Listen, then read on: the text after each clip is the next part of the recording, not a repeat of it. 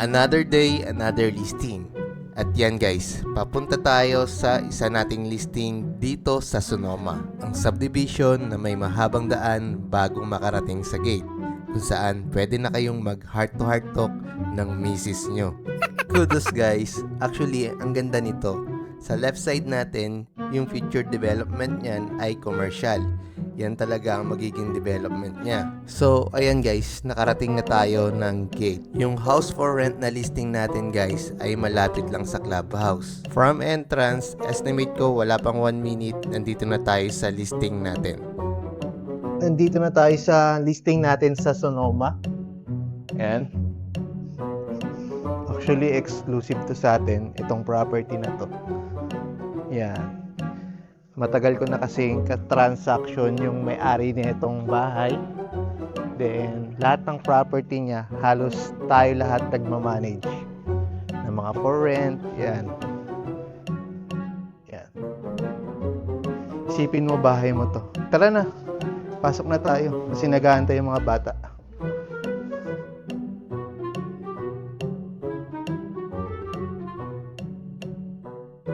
Baka inaantay na tayo ni AC tsaka ni AJ.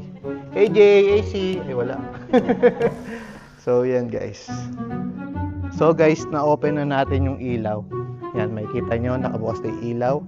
Bago tayo pumasok guys, ito yung isa sa mga pinagkaiba ng Solen Residences sa Sonoma. Yan, makikita nyo yung street road.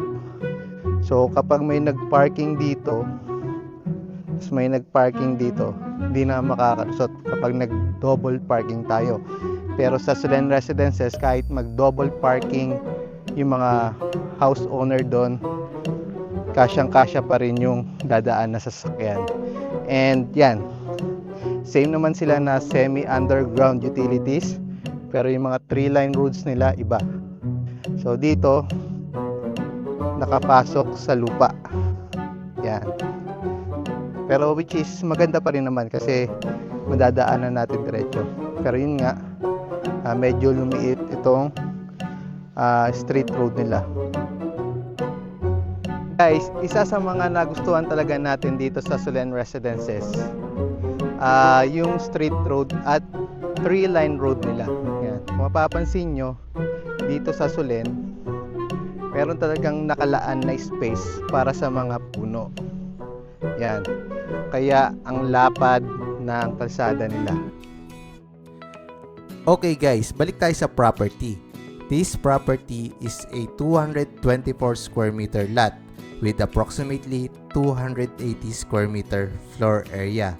May 2-car garage at almost 3 meters front yard bago makarating sa pinto. This house an open layout, making it feel airy and spacious. Perfect for family life or entertaining guests. May bedroom din sa ground floor with toilet and bath. Perfect para sa pamilya na may elderly members. And the clean side kitchen has an island countertop. Plus, may magandang powder room din.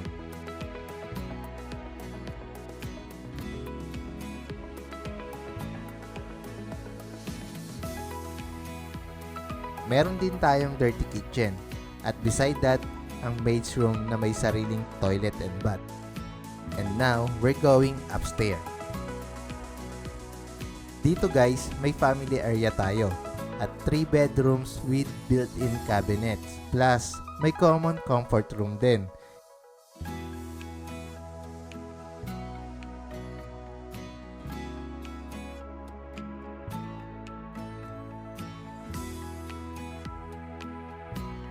This is the master bedroom, complete with walk-in closet and its own toilet and bath.